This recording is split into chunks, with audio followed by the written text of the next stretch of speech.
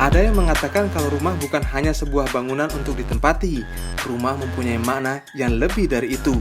Maka sebagian orang memaknai, rumah harus bisa menciptakan kenyamanan, kehangatan, dan kebahagiaan yang letaknya ada di dalam hati. Sehingga tidak selalu rumah megah dapat mendatangkan kenyamanan. Sebaliknya, rumah sederhana yang memberikan kehangatan akan membuat siapapun betah tinggal di dalamnya. Bagaimanapun keadaannya, akan membuat selalu rindu pulang ke rumah. Namun tentu akan menyenangkan bila kita menempati rumah dengan kondisi yang baik agar menciptakan rasa aman bagi setiap anggota keluarga. Kenyataannya, ada sebagian rumah warga yang tidak aman untuk ditinggali, menjadikannya tidak layak untuk dihuni oleh warga. Seperti dinding yang rusak, atap yang bocor, dan bahkan berlantaikan tanah, membuat khawatir saat datang musim penghujan. Para penghuni di dalamnya berharap ada bantuan untuk memperbaiki rumah mereka. Pemerintah melalui Kementerian Pekerjaan Umum dan Perumahan Rakyat (PUPR) terus melakukan upaya memperbaiki dan meningkatkan kualitas rumah tidak layak huni (RTLH) di seluruh Indonesia. Salah satunya melalui penyaluran Bantuan Stimulan Perumahan Swadaya (BSPS). Salah satu program yang kini menjadi primadona bagi pemerintah daerah untuk meningkatkan kualitas hunian masyarakat.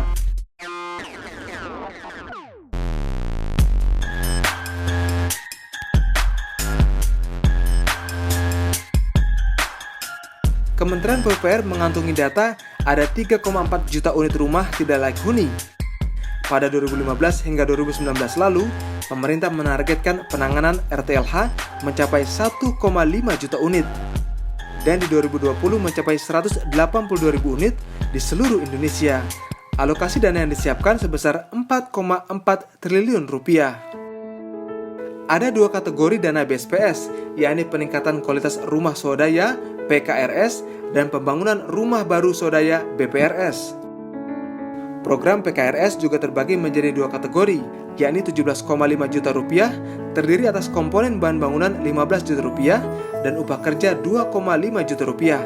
Sementara PKRS khusus pulau-pulau kecil dan pegunungan di Provinsi Papua dan Papua Barat sekitar 35 juta rupiah terdiri atas komponen bahan bangunan sekitar 30 juta rupiah dan upah pekerja 5 juta rupiah. Untuk BPRS sekitar 35 juta rupiah terdiri atas bahan bangunan 30 juta rupiah dan upah kerja sebesar 5 juta rupiah.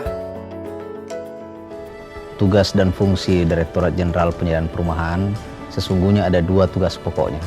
Yang pertama menyelesaikan masalah backlog, kemudian yang kedua menyelesaikan masalah RTLH, rumah tidak layak huni. Program BSPS juga dirasakan oleh masyarakat Daerah Istimewa Yogyakarta.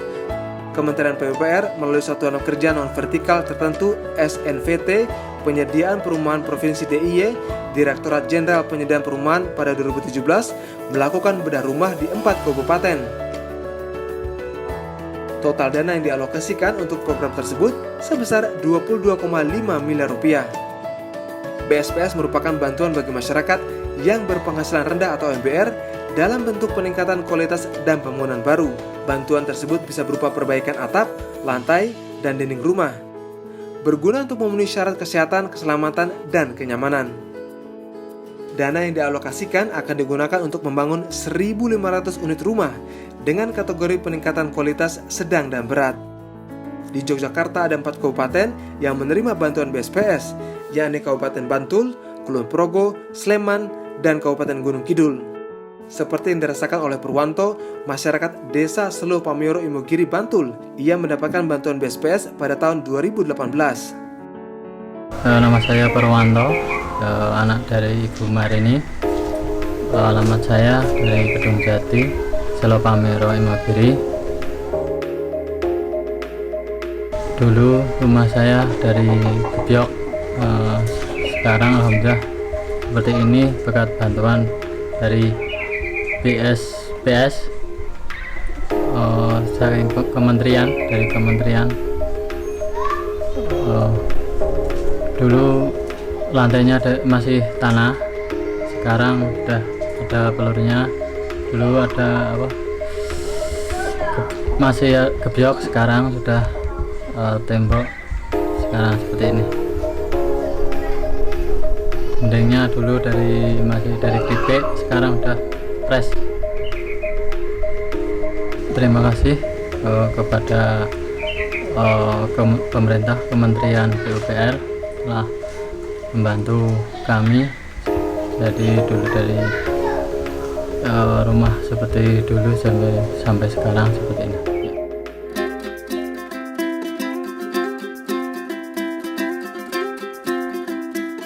Tidak hanya di Imogiri Bantul, program BSPS juga turut dirasakan salah satu masyarakat di Kedung Sari, Kulon Progo.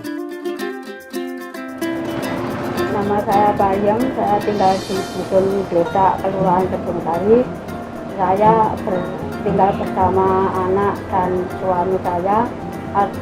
Rumah saya atap dari genteng keripik, terus dinding dari kayu, lantai masih dari tanah. Saya berharap dapat bantuan BSPS tahun 2019. Pada 2020, secara keseluruhan ada 4.000 rumah sasaran yang akan digarap melalui program BSPS. Akan dilaksanakan dalam 2 tahap, dan tahap pertama menyasar 2.000 rumah.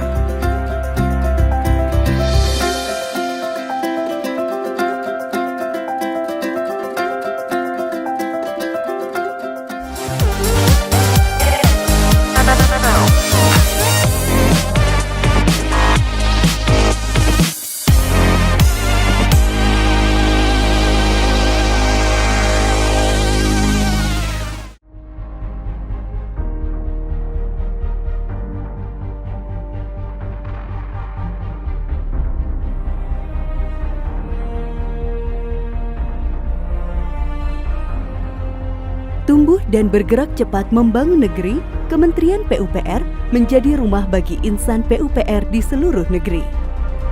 Tempat berbaur berbagai macam kompetensi yang menjadi saksi pembangunan infrastruktur, pekerjaan umum dan perumahan rakyat di Indonesia.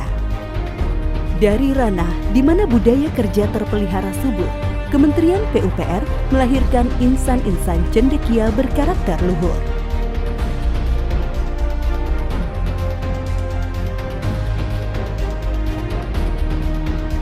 Berangkat dari sebuah inovasi dan pemikiran bagi masa depan, BPSDM PUPR berkomitmen untuk mengantarkan seluruh insan PUPR menjadi generasi mendatang yang profesional dan terdepan.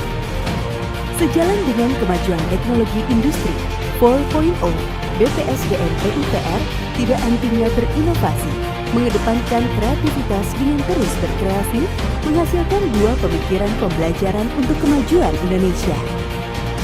BPSDM Kementerian PUPR memperkenalkan sistem manajemen pengetahuan atau SIMANTU yang telah mendukung industri 4.0 seperti Internet of Things atau IoT, System Integration, Cloud Computing, Big Data, Artificial Intelligence atau AI, dan Cyber Security. Dengan sistem manajemen pengetahuan atau SIMANTU, segala ilmu pengetahuan yang telah terbentuk karena pendidikan formal maupun pengalaman di lapangan dapat dituangkan dan dibagikan untuk seluruh insan PUPR di seluruh negeri. Tidak hanya sekedar untuk mentransfer ilmu, namun juga sebagai pegangan mencari penyelesaian permasalahan dalam pekerjaan sehari-hari. Sistem manajemen pengetahuan ini akan menjadi titik temu pencari ilmu bagi insan PUPR dari berbagai penjuru Indonesia bahkan dunia, membuat kita selalu berdampingan membuka cakrawala dalam bertukar wawasan dan pengalaman. Membuka mata dan melihat dunia, memegang erat nilai-nilai luhur menjadi kunci membuka jalan menuju masa depan insan PUPR yang gemilang. SIMANTU menjadikan kebermanfaatan ilmu di masa depan sebagai tujuan yang diwujudkan melalui tanggung jawab sosial generasi pendahulu kepada generasi penerus PUPR sebagai wujud pengabdian tanpa batas kepada Ibu Pertiwi. BPSDM profesional dan terdepan.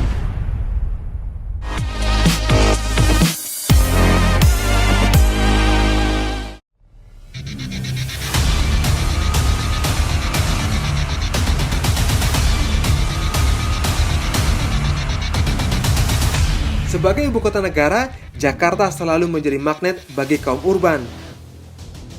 Perkembangan jumlah penduduk Jakarta mulai pesat sejak tahun 1960-an, membuat tingginya populasi ibu kota yang hingga kini mencapai lebih dari 10 juta jiwa.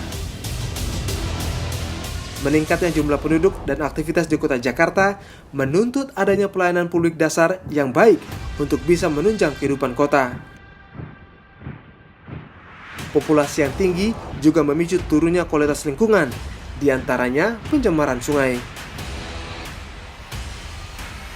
Lebih dari 90% air limbah domestik saat ini dibuang ke sungai dan laut atau bawah tanah melalui tangki septik tanpa diolah. Sementara 96% air perkotaan di Jakarta dalam kondisi tercemar berat. Air limbah domestik dan air limbah perkantoran merupakan penyumbang terbesar terhadap pencemaran air di wilayah Jakarta. Sanitasi memang merupakan faktor penting dalam masalah pencemaran air.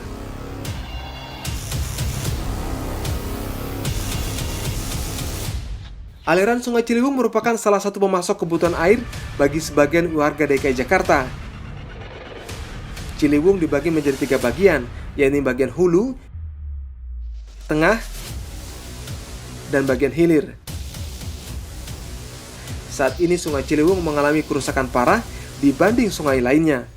Kerusakan sebagian besar disebabkan oleh masyarakat yang membuang sampah ke sungai serta menempati bantaran sungai sebagai tempat tinggal.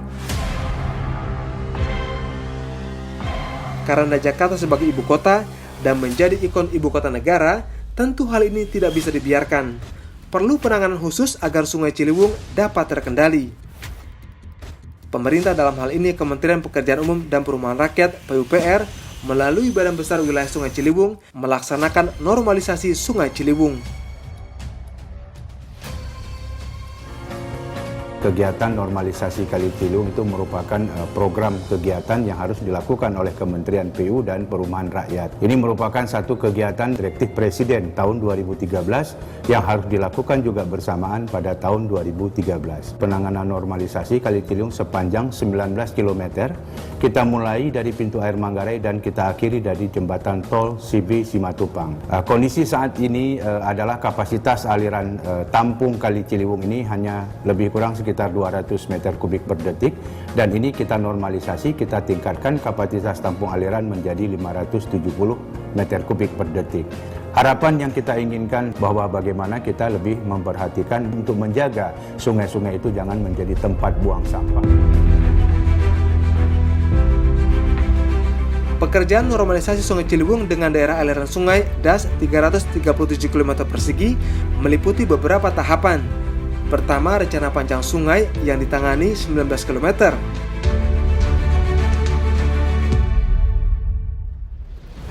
Kedua, rencana panjang tanggul yang dikerjakan 31 km.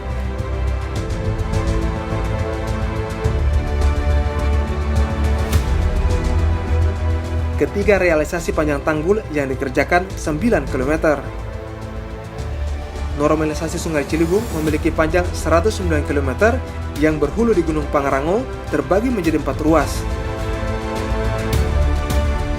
Ruas pertama dari pintu air Manggarai hingga jembatan Kasablanka. Ruas kedua dari jembatan Kasablanka hingga jembatan Kalibata.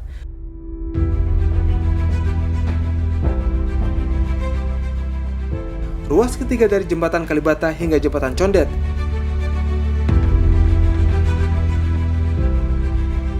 Ruas keempat dari jembatan Condet hingga jembatan tol TB Simatupang. Normalisasi sungai dilakukan untuk mengembalikan kondisi lebar Sungai Ciliwung 35 sampai dengan 50 meter. Kedua, memperkuat tebing pembangunan tanggul dan pembuatan jalan inspeksi di kanan kiri sungai. Ketiga, memfungsikan sungai sebagai jalan inspeksi dengan lebar 6 hingga 8 meter. Keempat, meningkatkan kapasitas tampung air dari 200 meter kubik per detik menjadi 570 meter kubik per detik. Dan kelima, penataan kawasan di sekitar Sungai Ciliwung. Selama ini dulu sebelumnya ada normalisasi kampung kami, Kampung Poncol. Dulu sering kebanjiran. Dengan adanya normalisasi ini, alhamdulillah kebanjir itu sudah kurang. Kami juga banyak mengucapkan banyak terima kasih kepada pekerjaan umum. Warga kami juga sangat mendukung adanya pekerjaan normalisasi ini.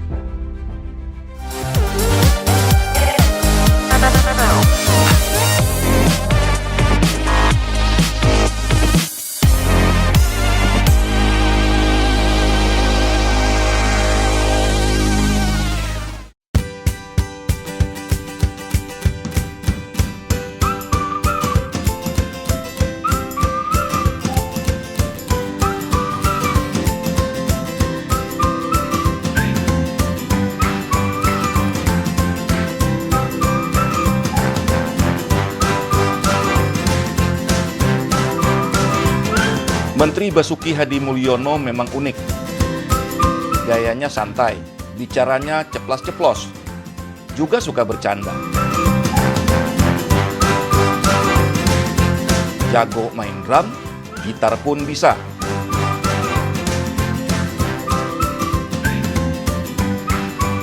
Pak Bas dan beberapa menteri bahkan bikin grup band. Ele Yo Band namanya.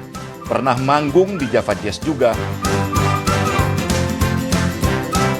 Di dunia maya, Pak Bas dijuluki Bapak Meme Indonesia. Apa saja gaya Menteri Basuki yang jadi viral? Saksikan program Pojok Menteri dalam episode Gaya Nyentrik Menteri PUPR. Hanya di PUPR TV.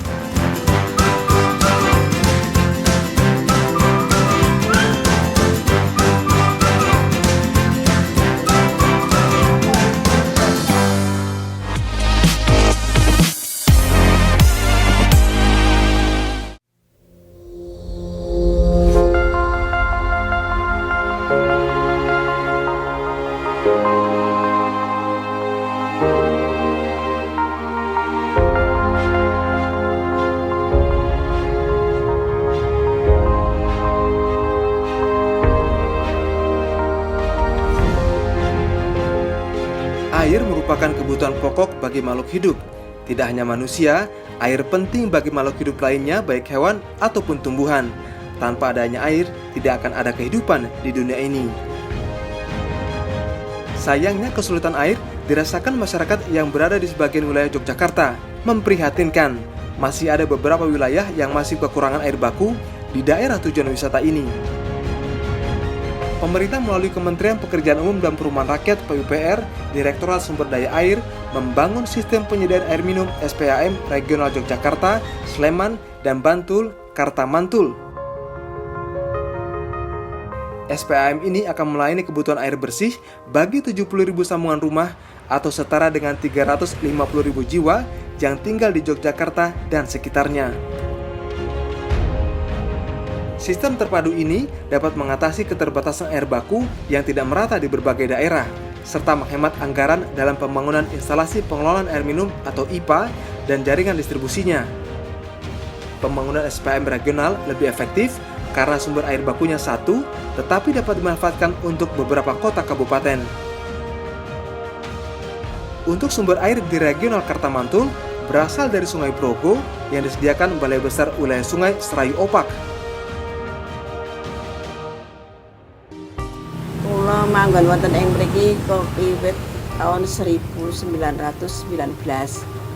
Menika saking rekasanipun nggih atus toya niku tebih lewate naik turun di bawah tanah itu lho ngantos mboten komanan banyu. Nyiduki mbaka nganggo bathok. Susah tenan nggih. Jam kalih ndalu niku pun mangkat. Nek mboten lek mangkat mengke mboten oman banyu. Nami kula Bisa Murdhiwiono. Sumur balik menika damelanipun simbah kula tahun 21.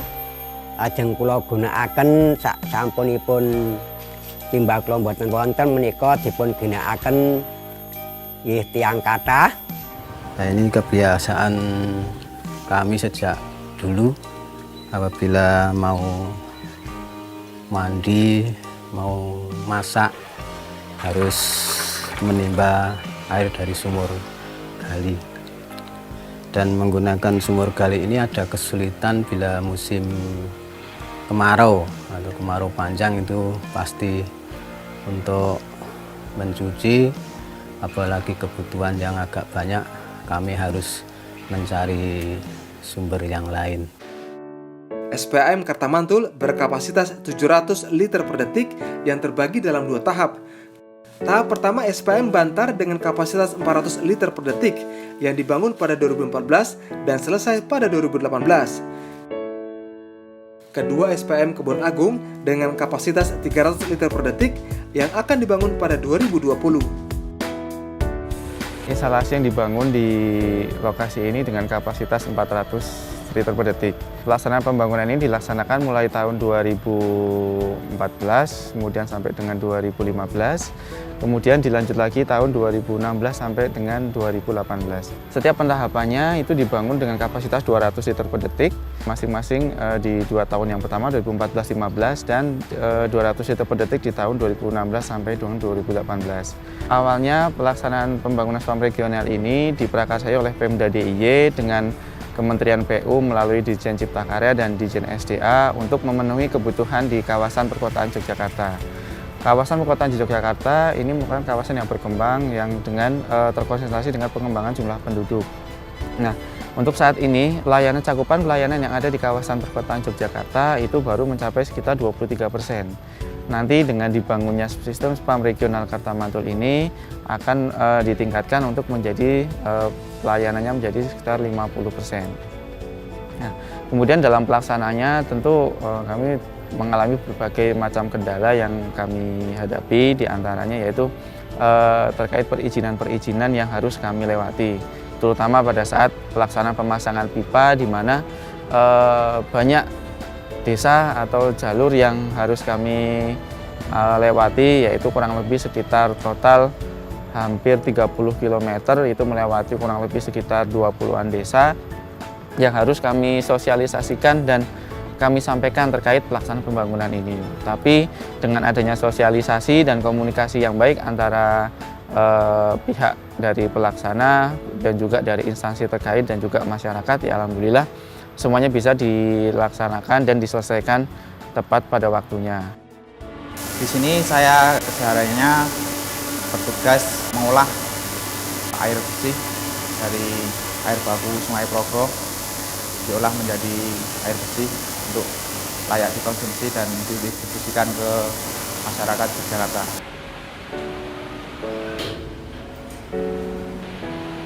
Salah satu kendala kami di sini ketika cuaca sedang turun hujan atau musim hujan, itu kekeruan air baku bisa signifikan naik.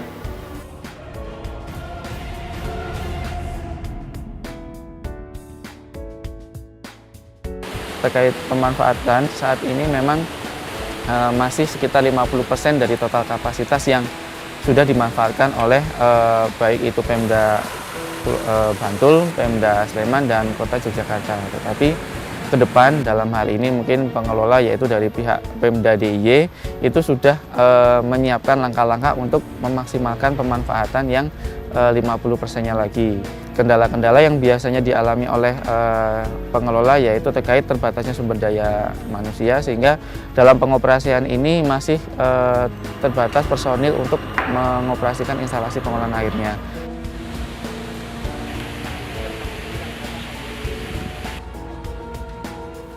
Dari keberadaan SPAM Kartamantul ini, PDAM Bantul sangat berterima kasih karena dari wilayah Kecamatan Sedayu, kemudian Pajangan, Bangunjiwo, dan Sewon, serta Kasian, ini kita sudah tidak ada idle capacity di existing, sehingga untuk melaksanakan ekspansi perkembangan sambungan rumah sudah tidak mungkin, sehingga kita untuk dari 3.000 penambahan sambungan rumah setiap tahun itu hampir 60% ada di wilayah barat, yang di salah satunya ditopang dari Spam Regional Kartamantul. Alhamdulillah dari pengelolaan Spam Kartamantul kemarin sudah kami diskusikan untuk pengganti untuk sumber energi power supply-nya dari genset, dan tahun ini Spam Kartamantul ini sudah menganggarkan untuk pengadaan genset.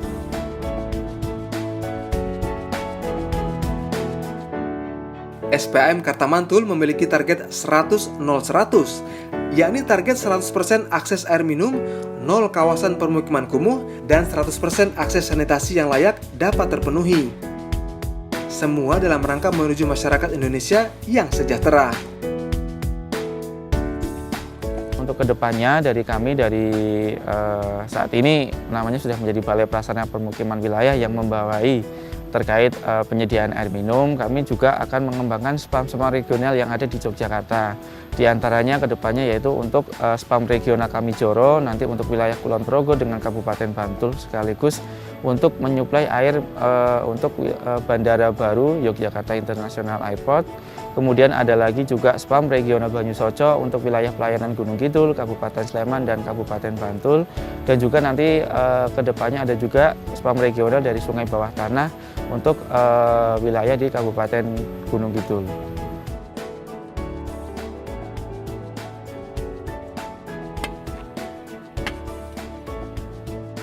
Setelah PDAM masuk di pegunungan, kami sangat terbantu.